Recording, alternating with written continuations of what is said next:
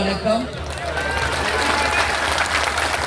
தேசிய முற்போக்கு திராவிட கழகத்தின் சார்பாக புரட்சி கலைஞர் கேப்டன் அவர்களுடைய இன்றைக்கு தொழிலாளர்களாகிய, அதாவது மின்சாரத்துறையை சேர்ந்த கேங்மேன் தொழிலாளர்களாகிய உங்களுடைய முக்கியமான பிரச்சனைகளை இன்றைக்கு அரசின் கவனத்திற்கு கொண்டு செல்ல குடும்பத்தோடு இங்கு கலந்து கொள்ள வந்திருக்கும் அனைத்து தொழிலாளர்களுக்கும் தேசிய முற்போக்கு திராவிட கழகத்தின் சார்பாக எங்களுடைய வணக்கங்களை நாங்கள் தெரிவித்துக் கொள்கிறோம். மின்சார வாரிய கேங்மேன் தொழிலாளர்களுடைய மாநில தலைவர் இளையராஜா அவர்களுக்கும், மாநில பொதுச் செயலாளர் யுவராஜ் அவர்களுக்கும், மாநில பொருளாளர் ஜனார்தனன் அவர்களுக்கும் மற்றும் அனைத்து நிர்வாகிகளுக்கும் இங்கு குடும்பத்தோடு தங்கள் பிரச்சனையை, மக்களுக்கு இன்னைக்கு இருக்கின்ற பிரச்சனையை அரசின் கவனத்துக்கு கொண்டு செல்வதற்காக குடும்பத்தோடு இங்க வந்து கலந்து கொள்ள வந்திருக்கும் அனைத்து தொழிலாளர்களுக்கும் கேப்டன் சார்பாகவும் தேசிய முற்போக்கு திராவிட கழகத்தின் சார்பாகவும் எங்களுடைய முழு ஆதரவை இந்த தொழிலாளர்களுக்கு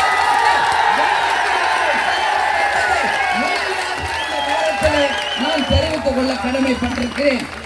நமது தலைமை அலுவலகத்திற்கு திரு இளையராஜா, யுவராஜ், ஜனார்தனன் அவர்கள் நேரடியாக வந்து இது மாதிரி ஒரு போராட்டத்தை நாங்கள் நடத்த இருக்கிறோம். தேசிய முற்போக்கு திராவிட கழகத்தின் சார்பாக நீங்கள் வந்து எங்களுக்கு ஆதரவு தர வேண்டும் என்று சொன்னவுடனேயே உறுதியாக அந்த ஆர்ப்பாட்டத்திற்கு நான் வந்து கலந்து கொள்வேன். ஏனென்றால் தேசிய முற்போக்கு திராவிட கழகத்தை பொறுத்த வரைக்கும் கேப்டன் அவர்கள் சொன்னதுதான், இந்த கட்சி என்றைக்கும் ஏழைகளுக்கும் கட்சிதான் என்பதில் எந்த மாற்று கருத்தும் யாருக்கும் எப்பொழுதும் வேண்டாம் என்பதை உறுதியாக இன்னைக்கு நான் தெரிவிச்சுக்கிறேன். சிம்பாலிக்கா உங்களுக்கு ஒரு அடையாளமாக தொழிலாளர்களின் கலரான அதே காக்கி டிரெஸ்ல தான் இன்னைக்கு உங்க ஆர்ப்பாட்டத்தில் கலந்து கொண்டு தொழிலாளர்களுக்கெல்லாம் என்னைக்கும் தேமுதிக உறுதியாக இருக்கும் என்பதை இன்றைக்கு நாங்கள் சொல்ல வந்திருக்கிறோம். இன்னைக்கு கேங்மேன் தொழிலாளர்களாகிய உங்களுக்கு நான் சொல்றது ஒரு விஷயம், அரசாங்கத்துக்கிட்ட உறுதியாக உங்களுடைய பிரச்சனையை நாங்கள் கொண்டு செல்வோம். இன்னைக்கு வந்தோம், இந்த ஆர்ப்பாட்டத்தில் கலந்து கொண்டோம், உங்களுக்கு ஆதரவு தெரிவிச்சோம் என்பது மட்டும் கிடையாது. உறுதியாக இப்ப தலைமை கழகத்தில் இந்த முடிச்சோன்னு ஆபீஸ் தான் போவேன். முதலமைச்சருக்கு தேசிய உங்கள் கோரிக்கைகளை நிச்சயமாக எழுதி முதலமைச்சருடைய கவனத்திற்கு நாங்கள் கொண்டு செல்வோம் என்பதை உங்களுக்கு முதல் உறுதியாக இந்த நேரத்தில் சொல்றேன். இன்னைக்கு கேப்டன் வந்து பாத்தீங்கன்னா, படித்த படிக்காத இளைஞர்களுக்கு வேலை வாய்ப்பை உருவாக்குவேன் என்று சொன்ன ஒரு தலைவர். படித்தவர்கள் இருக்காங்க, படிக்காதவங்க இருக்காங்க.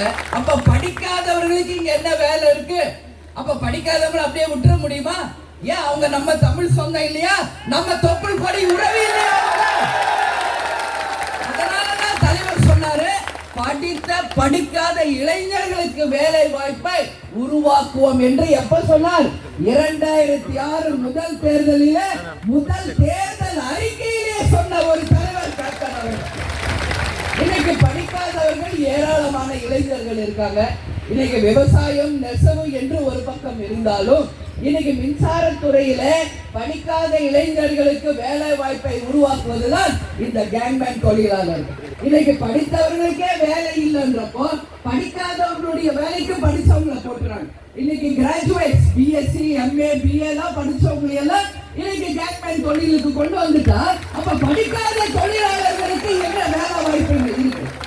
இன்னைக்கு பார்த்தோம்னா வயர்மேன், அதே மாதிரி ரீடிங் எடுக்கிறது, இது எல்லாமே வந்து படிச்சவங்களுக்கு கொடுத்தீங்கன்னா அப்ப படிக்காதவர்களுக்கு இங்க என்ன வேலை வாய்ப்பு இருக்கு?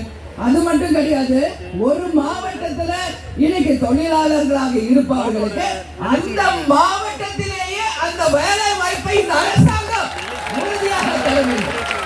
என்னிடம் ஆபீஸுக்கு வந்த போது நம்ம இந்த நிர்வாகிகள் என்று சொன்னது, இன்னைக்கு தஞ்சாவூர்ல இருக்கிறவங்களை தூக்கி கன்னியாகுமரியில போடுறாங்க, கன்னியாகுமரியில இருக்கிறவங்களை எடுத்து கடலூர்ல போடுறாங்க.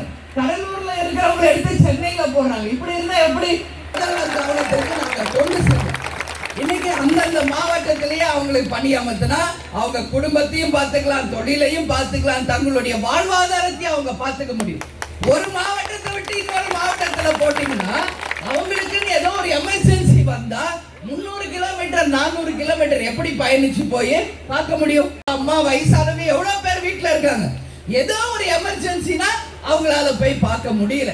அதனால நிச்சயமாக உங்கள் பிரச்சனையை நாங்கள் முதல்வர் கவனத்துக்கு கொண்டு போவோம். அது மட்டும் கிடையாது, இன்னைக்கு ஒரு 10,000 தொழிலாளர்களுக்கு மேல இன்னைக்கு இருக்கீங்க. இங்க ஏராளமானவர்கள் உங்களுடைய கோரிக்கையை இன்னைக்கு கவனத்துக்கு, அரசு கவனத்துக்கு கொண்டு செல்ல வந்திருக்கீங்க. உங்க எல்லாருக்கும் நான் ஒரு விஷயத்தை சொல்றேன். உறுதியாக தேசிய முற்போக்கு திராவிட கழகம் என்றைக்கும் தொழிலாளர்களின் பக்கம் நிற்கும் என்பதில் எந்த மாற்று கருத்தும் கிடையாது என்பதை உங்ககிட்ட நான் சொல்கிறேன். எல்லாரும் நீங்க புரிஞ்சுக்கணும், இங்க மாற்றம் ஒன்றுதான் எல்லா பிரச்சனைக்கும் தீர்வு. நம்ம போராடிக்கிட்டே தான் இருக்கோம், நம்ம கருத்துக்களை சொல்லிக்கிட்டே தான் இருக்கோம். ஆனா தேர்தலுக்கு முன்னாடி வாக்குறுதிகளை சொல்றாங்க, தேர்தல் வெற்றி பெற்று ஆட்சிக்கு வந்துட்டு அவங்க நிலைப்பாடே மாற்றிக்கிறாங்க. ஏன் இந்த நிலை? ஏன் இந்த நிலை? மக்களுக்கு என்ன வாக்குறுதியை கொடுத்தோமோ வெற்றி பெற்று வந்து அந்த வாக்குறுதிகளை நிறைவேற்றுவதுதான் ஒரு நல்ல அரசாக இருக்க முடியும். அதை தவறியவர்கள் யாராக இருந்தாலும் அந்த தொழிலாளர்களுக்கு பதில் சொல்லக்கூடிய ஒரு அரசாங்கமா தான் இருக்கும். உங்க எல்லாருக்கும் நான் ஒரு விஷயம் சொல்றேன். நிச்சயமாக ஒரு நல்ல நாள் வந்து தலைவருடைய ஆட்சி மீண்டும் வந்தால் அந்த ஆட்சி விவசாயிகள், தொழிலாளர்களுக்கான மக்கள் ஆட்சியாக தான் இருக்கும் என்பதை உறுதியாக இந்த நேரம் உங்களுக்கு நான் சொல்ல கடமைப்பட்டிருக்கிறேன். ஏன்னா கேப்டன் வந்து என்னைக்குமே ஏழைகளின் பங்காளர், தொழிலாளர்களின் பங்காளர், தன்னால் முடிந்த உதவியை இறுதி வரைக்கும் மக்களுக்காக செய்த ஒரு தலைவர் கேப்டன் என்பதை நாம யாரும் மறந்துட முடியாது. இன்னைக்கு பார்த்தா ஒரு 70 பேருக்கு மேல உயிரிழந்திருக்காங்க. நான் பாக்குறேன், எப்பல எலக்ட்ரிக்கல் மேல ஏறாங்க, ரிப்பேர் பண்ணுவாங்க, ஷாக் அடிச்சு கீழே விழுந்து இறந்துடுறாங்க. அவங்களுடைய வாழ்க்கைக்கு என்ன வாழ்வாதாரம் இருக்கு?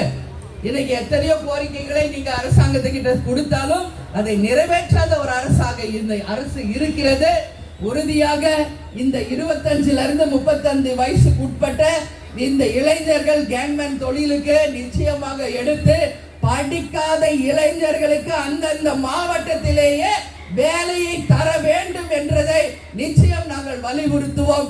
அது மட்டும் இல்லாமல் உயிர் இழப்புகள் இல்லாத அளவு உங்களுக்கு ஒரு பாதுகாப்பான ஒரு வேலை வாய்ப்பை உருவாக்கவும், இந்த உயிர் இழந்தவர்களுக்கு உரிய தன்மானமும் உங்க குடும்பத்தில் ஒருவருக்கு வேலை வாய்ப்பையும் இந்த அரசு நிச்சயமாக உறுதி செய்ய வேண்டும்.